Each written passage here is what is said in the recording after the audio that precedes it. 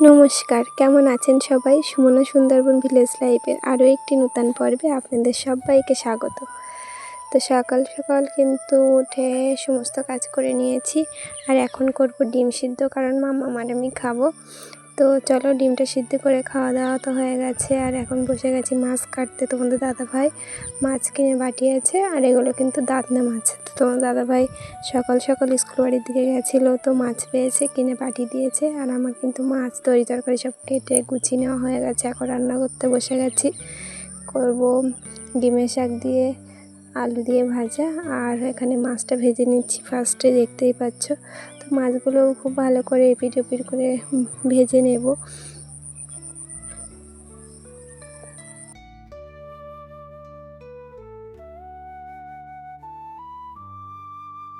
তো এক এক করে আমার সমস্ত মাছ ভাজা হয়ে গেছে, আর আমি মাছটা তুলে নিয়েছি। আর ওই তেলে কিন্তু আমি এবার আলুগুলো দিয়ে ভালো করে নুন আর হলুদ দিয়ে ভালো করে ভেজে তুলে নেব। তো চলো, কড়াইতে দিয়ে দিয়েছি আলু, দেখতেই পাচ্ছ। তো আলুগুলো দিয়ে এবার নুন আর হলুদ দিয়ে ভেজে নেব।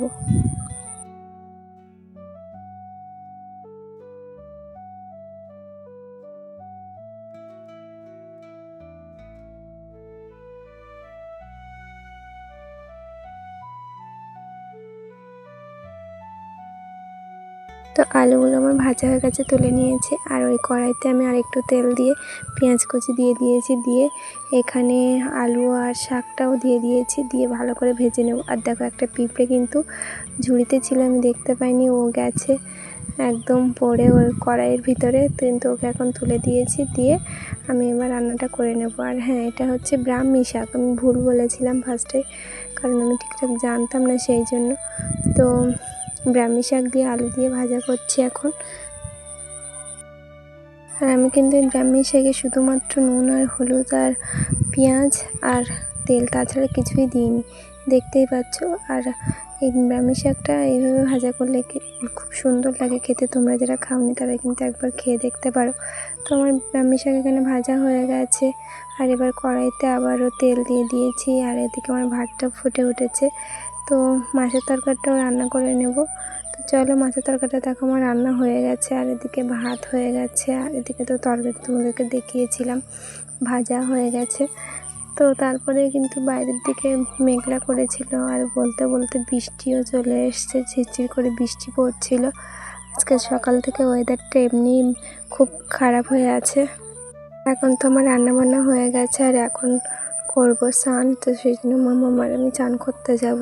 তো তার আগে বৃষ্টি এসতে বলে আমি বলছি বৃষ্টির জলে ভিজে যাবে না, কারণ কদিন আগে জ্বর থেকে উঠেছি ও আর আমি। তোমরা তো জানো কতটা অসুস্থ ছিলাম দুজনে। তো ভাবছি বৃষ্টিটা থামলে তারপরে চান করতে যাব। দেখো, টিপ টিপ করে বৃষ্টি পড়ছে, তবুও কিন্তু পুরো জল জল হয়ে গেছে উঠোন টুটন, দেখতেই পাচ্ছ। দেখতে দেখতে কিন্তু ভাইয়ের ঘরের ছাদতে তক্তা পড়ছে, কদিন পরেই ছাদ ঢালাই হয়ে যাবে, হয়ে গেলে তো ভাইয়ের ঘর কমপ্লিট হয়ে যাবে। বৃষ্টি থেমে গিয়েছে, আর এখন মামার আমি চান করতে যাচ্ছি। তো চান করে এসে এখানে কিন্তু ওকে টিভি দেখাবো আর ভাত খাওয়াবো, সেই জন্য আমি ভাত নিয়ে চলে এসেছি। আর ভাত নিয়ে এসেছি, ও আর আমি একসঙ্গেই খেয়ে নেবো। তো খাওয়া দাওয়ার পরে ঘুমিয়েছিলাম, আর এখন বিকালবেলা উঠে ও আর আমি একটু রাস্তায় এসে হাঁটাহাঁটি করছিলাম দুজন মিলে। তো ও দেখো, এখানে ঘাস ফুল তুলে না আমার মাথায় দেবে বলে এনেছে, এনে এই যে ঘাস ফুলটা এখন দেখাচ্ছে তোমাদেরকে, দেখেছ? আর ও কিন্তু এই বিকালবেলা টাইমে রাস্তায় এসে টুকটাক এই ঘাস ফুল এটা ওটা নিয়ে খেলা করে।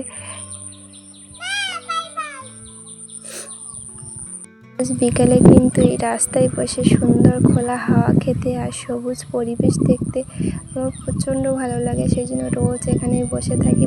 বসে এই যে দেখতে পাচ্ছ সবুজ মাঠে ঘেরা চারিদিকে, আমি এখানে বসে রোজ এই মাঠটাকে খুব সুন্দর করে দেখি। এখন এই মাঠটাকে এখন এই রূপে দেখতে পাচ্ছ, কদিন পরে হয়তো অন্য রূপে দেখতে পাবে।